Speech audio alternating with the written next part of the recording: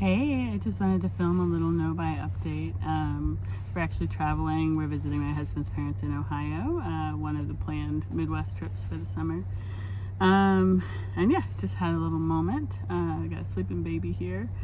So just wanted to share some reflection so far. So I think I'm 2 weeks and 2 days in right now. And so far, I think overwhelmingly, I still feel a sense of relief to not be shopping, to have a little bit more of my time back. Other things that I'm feeling, I feel a little bit of guilt, I think, because I do still feel like I'm getting that like shopping vibe.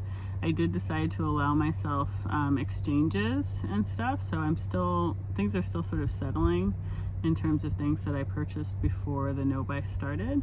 So I have, I'm still getting emails about things that are arriving in the mail. And my husband the other day was like, aren't you doing a no-buy? How come we're getting all these emails about stuff that's shipping and being delivered? And I was like, yeah. It's just kind of the dust is settling on that. So that makes me feel a little cheaty, but that was something that I decided to allow myself, so I'm not actually breaking my rules. But I also very much am not in the thick of the not getting anything new season yet. So 2 weeks in, we're still having newness introduced. So yeah, so there's that. Let's see what else. The other thing is that I feel like God has actually been giving me even more, which is interesting.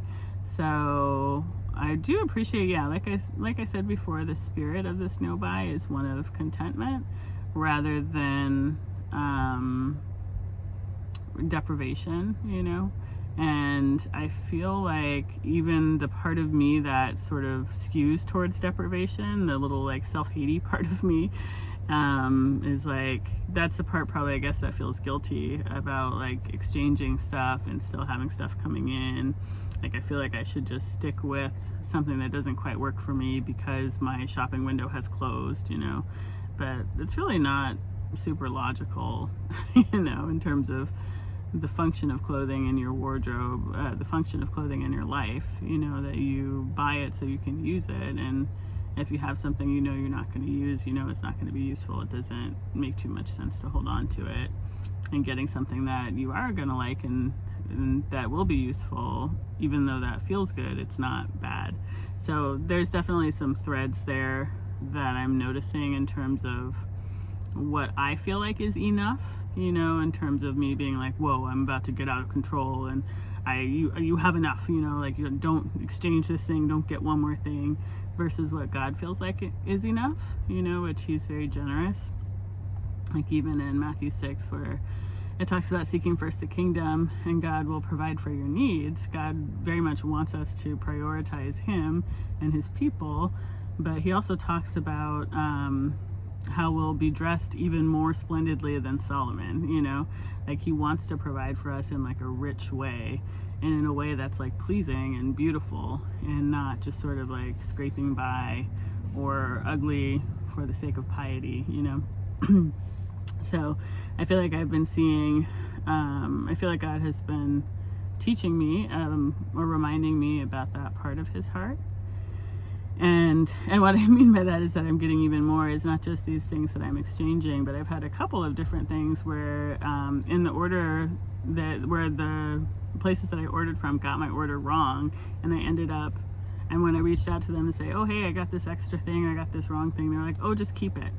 So I got even more than I ordered. I got an extra shirt, I got a whole extra set of skin products from a makeup company, so that kind of thing, where I'm like, okay, God, it reminds me, of God telling David that he would have given him even more. There's no limit to God's provision for us, So that I'm grateful for. And another thing that I've been thinking about doing is making a wardrobe plan. I watched Patricia Mitchell, is that how you pronounce it? A small wardrobe, and then she changed it to her name. I think it's Mitchell, but I don't know. But yeah, I was watching one of her videos recently, And yeah, she was talking about a wardrobe plan, and I was like, oh man, I used to do those and I haven't done one in a long time.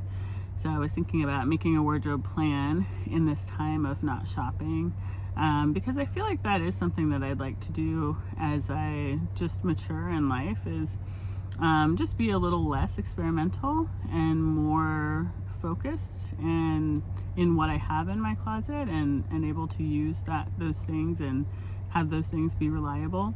Now, to me, it can kind of skew a little bit towards idolatry to be like overly invested in each item in your wardrobe. Like, I don't want to be obsessive about my clothes, but I do want to have like kind of old faithfuls, you know. And I feel like I would kind of like to move towards the journey of like figure flattery a little bit. I shared in my Project 331 about how yeah, I like volume. I'm a little more comfortable having like volume in my clothing emotionally, whereas like for my like body type, what's more flattering is to have waist emphasis, to like really show my curves more.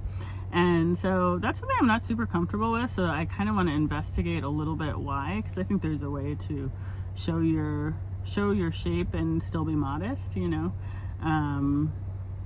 So I'm not talking about going crazy, but that's a little bit of an area I want to investigate a bit. Yeah, so that's something I'm interested in doing. And just, yeah, like just the experience also of having a little chunk of money to spend before the no buy started, and actually being able to buy the things that I really actually wanted, rather than trying to approximate those things, has been kind of a light bulb moment for me, because I feel like I do spend a lot of time and energy trying to get close to the thing I really want, and probably spending just as much money on the approximations that don't quite work as I would if I just had purchased the thing that I wanted. So I feel like that is a life lesson as well as a shopping lesson, and I think that's something that I'd really like to shift towards when I do go back to buying clothes again, is just buy the thing that I want and be able to maybe save up for that, and rather than trying to buy a bunch of approximations. Otherwise, yeah, I think that spiritually it continues to be a little bit of a raw time where I feel like I am feeling my feelings a little bit more, and that has been good to push me towards prayer, and also towards conversations that I might have avoided otherwise. So I'm grateful for that. I also noticed that I'm spending a little more time on Pinterest. Like, Pinterest is something that I have a Pinterest, but it's not something that I like utilize in the way that I sometimes hear people talk about. I do have a bunch of pins on there of things that I like, and I feel like I have been going to Pinterest more lately to get kind of that like visual fix of like just wanting to look at something beautiful, wanting to think through like the vision for my aesthetic, what I like, you know, what it's telling me that I want in my life, those kinds of things. So I feel like rather than going to websites to scroll and look for things I might want to buy, I'm going to Pinterest to kind of like play with my images there. So that's interesting. But yeah, so not too much going on in the world of the no buy, but just wanted to do a quick little check-in, and would love to hear your comments about if you're doing no buys, and just how things have gone for you, how things are going for you if you're no buying along with me. And yeah, talk to you soon.